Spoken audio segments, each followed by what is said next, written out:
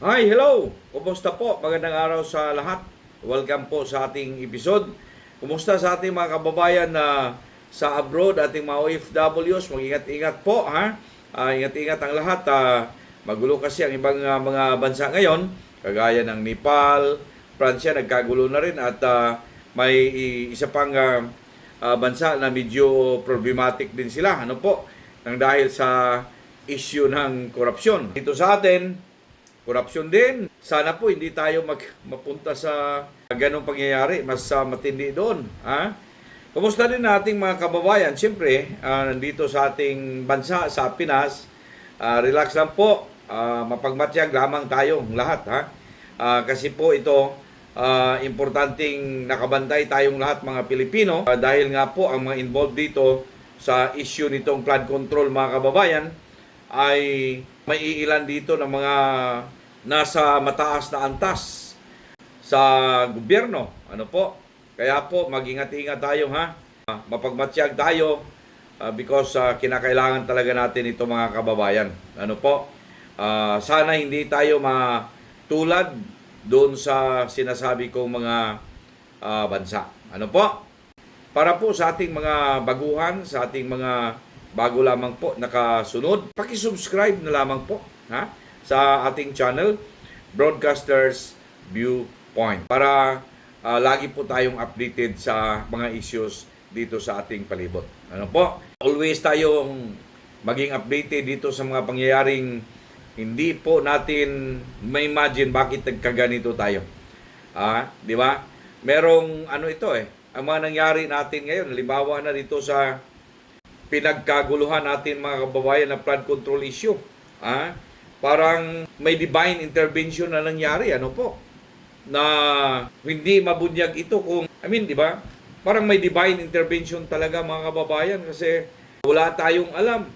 Tayong mga naghihirap na mga Pilipino, lalong-lalo na yung mga kababayan natin na nasa abroad, malayo sa kanilang pamilya, nagtitiis, ano po, yung kinikita nila mga kababayan, siyempre meron yung malaking buwis, di ba?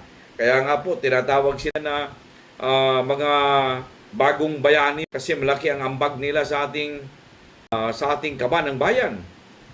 Pero yun na nga po, ang ambag pala nila mga kaibigan napunta doon sa mga tiwali at walang silbi na iilan, hindi naman to lahat, may mga iilan, ngunit makapangyarihan po.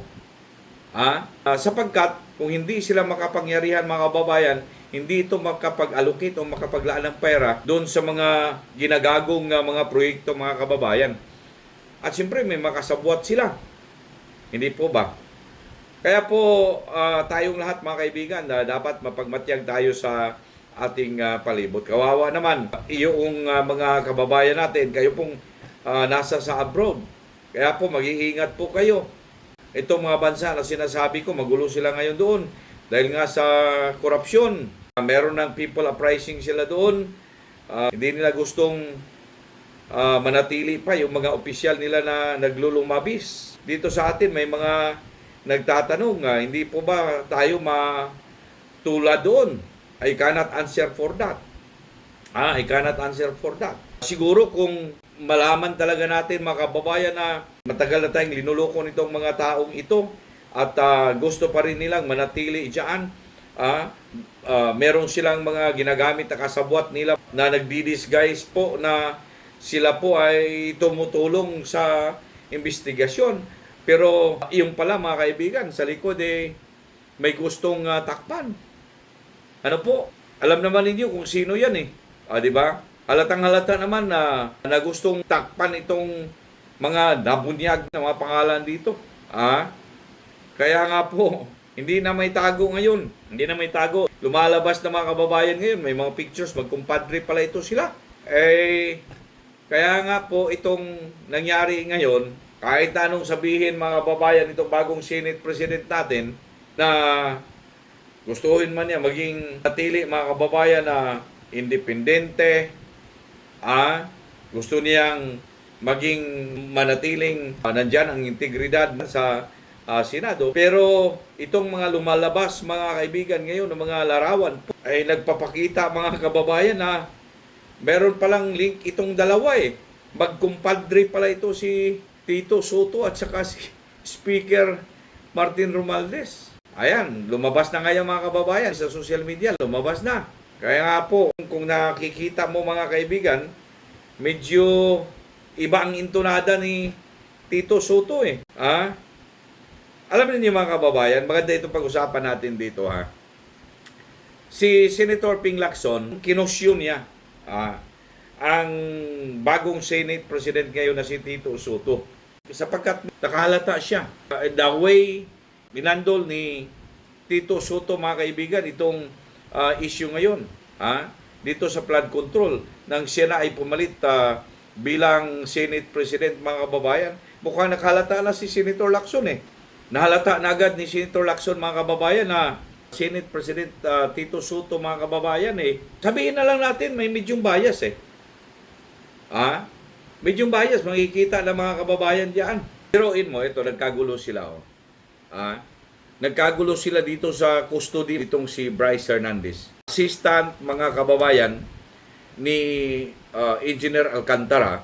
Nung rinilib mga kababayan si Alcantara after nga malaman dito na merong kalokohan dito sa Laguna, agad rinilib mga kaibigan ng DPWH Secretary na si Manuel Bunuan.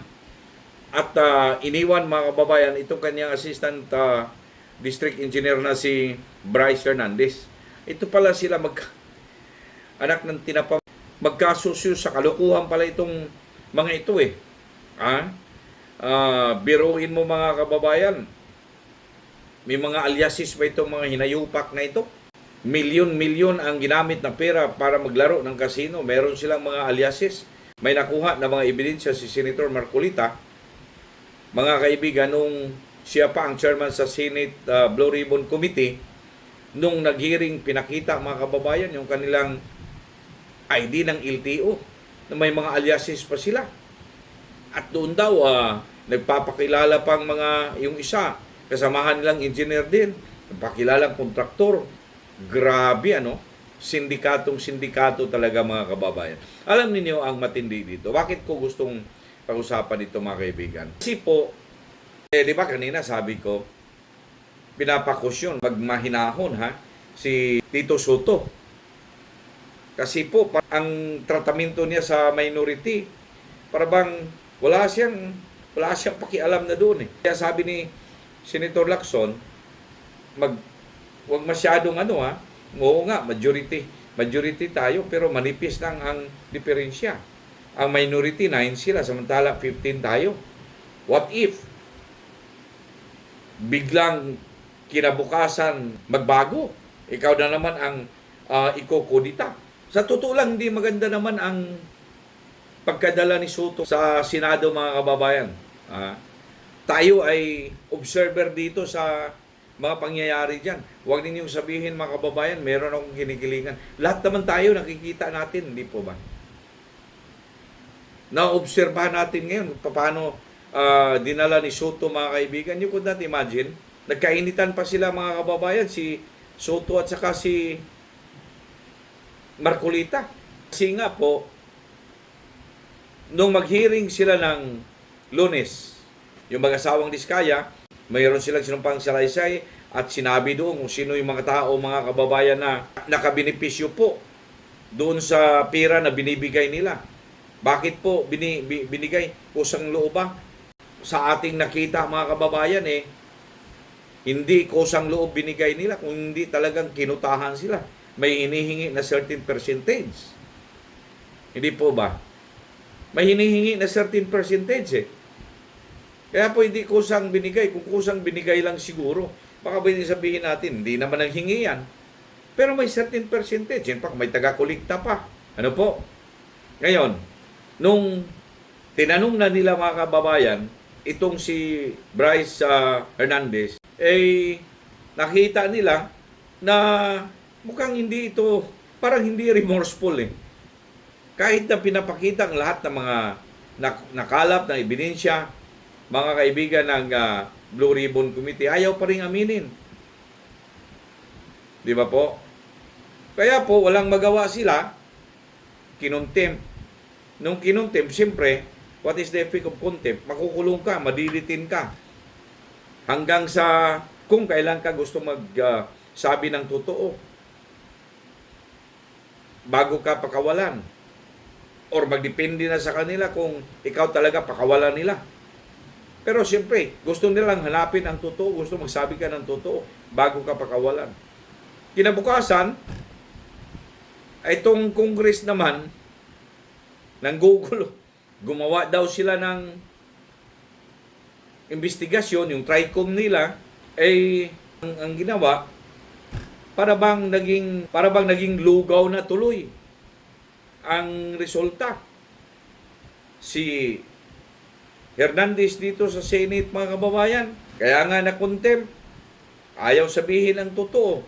Tinanong kung merong mga nalaman niya dyan sa Senate, sabi niya, wala. Ay ngayon, alam niyo anong kinuha nila? Ang comment ni Marcolita, safe ka na. Alam niyo, okay lang sana kung hindi siya mahilig ng biro. Mahilig magbiro. Yung biro na hindi siya tumatawa, na parang totoo. Pero alam niyo, ang dami. Ultimo nung umpisa, mga kababayan, si Jinggoy napatawa nga. Nung tinawag niya mga magkapatid, mga kaibigan. Si Jinggoy at saka si JB. Tinawag niyang the good si JB at the bad si Jinggoy. Di ba? Comment na para pampatawa lang po. Tirik nila ngayon as a against mga kababayan doon kay Jinggoy, yung sinabi ni Marcolita na safe ka na. Nagbago, mga kababayan, si Bryce Hernandez doon sa Kongreso. Kaya po nalugaw eh. Pero ano ang malaking issue dito, mga kababayan, between dito sa Senado at saka sa Congress? Yung custody kay Bryce Hernandez. Una ng kinontempt, mga kababayan, Monday, September 8. Kinabukasan, Tuesday, September 9, nag-hearing din ang Kongreso, ang TRICOM. On the same issue. Hiniram nila yung si Bryce Hernandez doon sa kanila. To cut the long story short, yan hiniram nila, ayaw nila isauli doon sa Senado. Doon na nila pinapakustodiya, mga kaibigan, sa pulis. Kung kanilang kinontempt yun, or anong ginawa nila doon, mga kababayan, ang unang nag-contempt, ang Senado. Ang problema kay Tito Soto, mga kababayan, pumayag siya, inadmit niya, nakabideo sa diskusyon nila. Tinawagan daw siya ni Speaker Romualdez, nagkausap sila about sa custody, mga kababayan, kay Bryce Hernandez. At pumayag siya. Bakit pumayag siya na i-custody nila kung kaninong dictation, kung sino bang masusunod? Kaya nagreklamo si Senator Marcolita. Bakit ka pumayag? Unang-una, tayo ang may custody doon. Hiniram lamang nila doon. Tayo ang nauna. Tayo ang una nag-contempt. Diba? Nagkagulo sila, mga kababayan. Nagkasigawan pa. Kasi po, si Soto, pinapakita niya, ako Senate President ako. Kung anong parang ganitong epekto Ako Senate President ako.